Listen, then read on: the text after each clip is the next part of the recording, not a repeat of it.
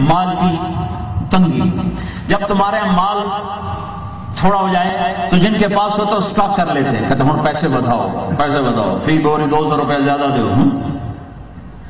ہائے ہائے، عثمان نے بھی ایک تجارت کی، وہ تھے تھوک کے تاجر، تو پرچون والے آئے، ہاں جی حضرت 1000 اونٹوں پہ سامان تھا، شام سے قافلہ، جی سودا کرو، کہا بولو کیا دو گے؟ کہا 10 روپے کی چیز 12 میں، کہا نہیں تھوڑا ہے زیادہ کرو۔ کہا 10 روپے کی چیز 14 میں، کہا نہیں تھوڑا ہے زیادہ کرو۔ کہا 10 روپے کی چیز 15 میں، کہا نہیں تھوڑا زیادہ کرو، مجھے ریٹ زیادہ لگ چکا ہے۔ کہنے لگے 10 پہ ہم تمہیں 5 روپے نفع دے رہے ہیں، یہ تھوڑا ہے، کس نے زیادہ لگایا؟ کس نے زیادہ لگایا؟ کہنے لگے اللہ تعالیٰ نے۔ میرا اللہ کہہ رہا ہے عثمان میں تیری 1 روپے کی چیز 10 روپے میں خرید لوں، تو 10 روپے کی 100 میں ہوگی، تم 10 پہ 5 دے رہے ہو، 10 پہ 100 دے رہا ہے، تو تمہیں دوں کہ اللہ کو دوں؟ اور تمہیں پتہ ہے نا مدینے میں قحط ہے، میرا سارا مال بمے اصل کے سارے مدینے کے فقیروں پہ صدقہ۔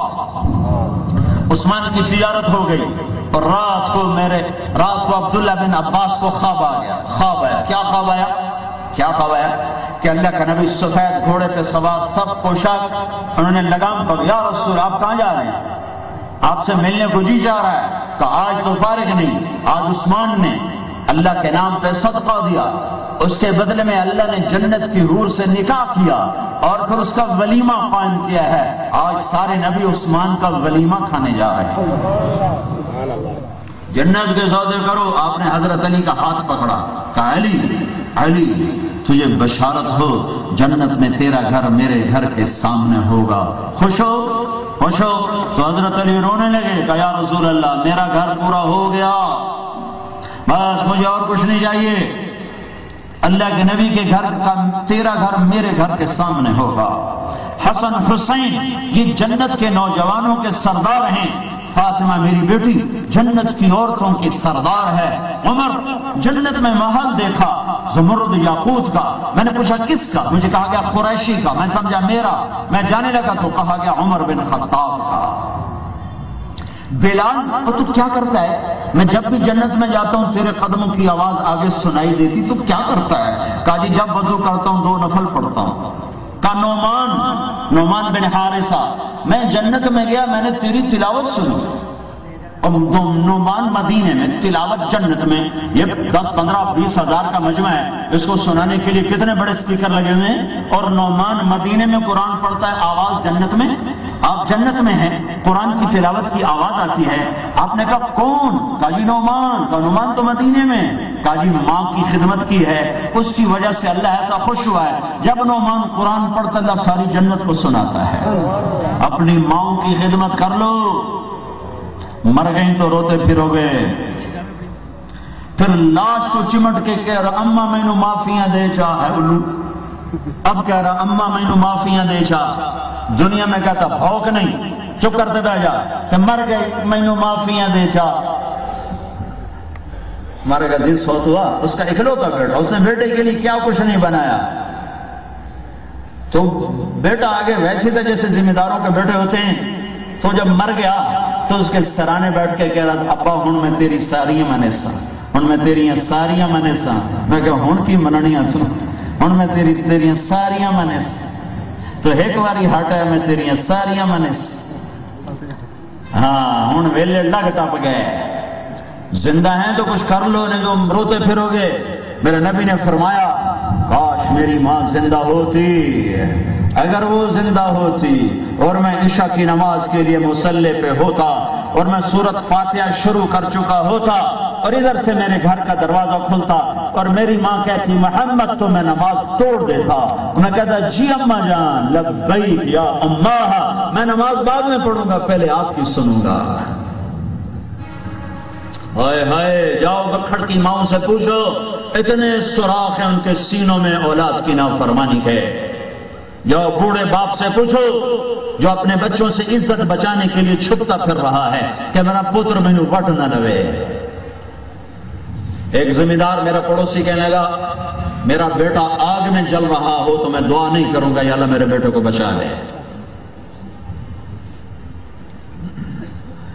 ہے دیہاتوں میں تو علم نہیں ہوتا، پر شہر بھی آج یہی حال ہے، ماں باپ کو ایسے پڑھتے ہیں جیسے کاٹ کھائیں گے۔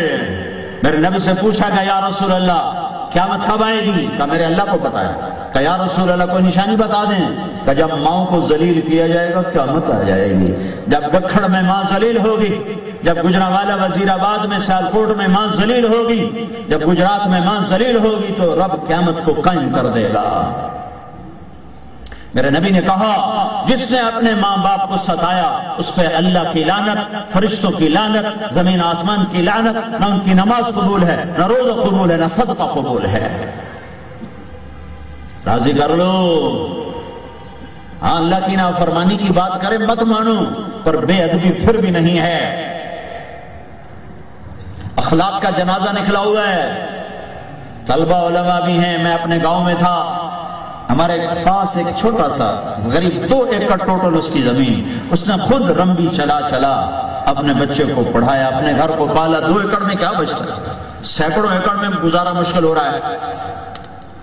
تو اس کا بچہ ایک مدرسے سے فارغ التحصیل ہو کر آیا، تو کچھ عرصہ گزرا تو اپنے بیٹوں کو میرے پاس لایا، مجھ سے کہنے لگا میاں صاحب، ادھر تو مولوی صاحب تو وہ ہمارا خاندانی ٹائٹل چلتا ہے، کہنے لگا میاں صاحب اے میرا پتر پڑھیا تے پر کڑیا کوئی نہیں، ان تو پتہ نہیں ماں نال گل میں کرن، ان تو پتہ نہیں پیو نال گلے میں کہ پتہ نہیں کی پڑھتے آیا۔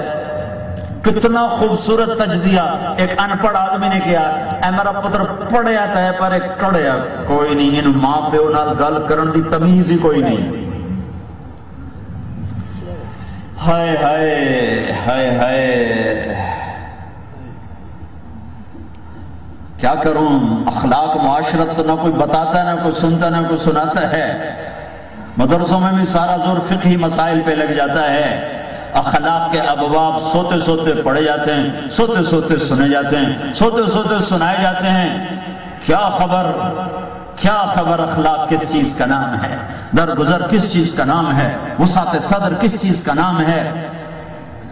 مولانا زید الراشدی صاحب اٹھ گئے، میں ان کے سامنے کہنا تھا، وسعت صدر سے ان سارے مولویوں سے کہہ رہا ہوں، اپنے بھائی سے سیکھو، کچھ شخص کا قلم کس اعتدال سے چلتا ہے، کس وسعت صدر سے اللہ نے اس کو نوازا ہے۔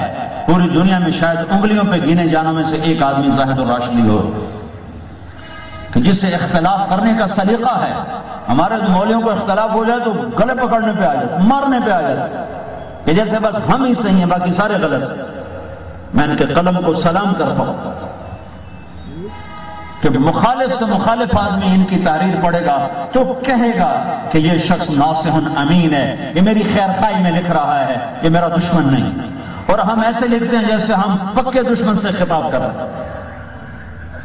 سیکھو سیکھو، طلبہ بھی ہیں، علماء بھی ہیں، وسعت صدر سیکھو، اخلاق سیکھو، درگزر سیکھو، رائے کے اختلاف کو برداشت کرنا سیکھو۔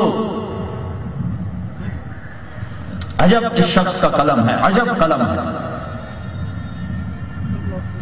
اس امت میں اختلاف باقی رہے گا، کبھی نہیں مٹ سکتا۔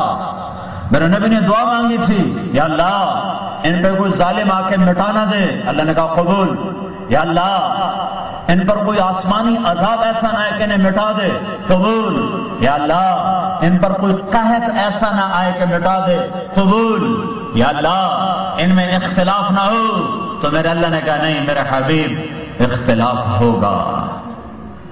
جب یہ چیز ہے کہ یہ ہوگا تو شریعت نے حدود بھی بتائی ہیں، اس کا طریقہ بھی بتایا ہے، اس کا راستہ بھی بتایا ہے۔ امام شافعی ابو حنیفہ رحمۃ اللہ علیہ کی مسجد میں آئے اور رفع یدین نہیں کیا۔ لوگوں نے کہا آپ تو سب سے بڑے داعی ہیں رفع یدین کے، آپ نے کیوں نہیں کیا؟ کہ اس قبر والے کے احترام میں نہیں کیا کہ یہ اسے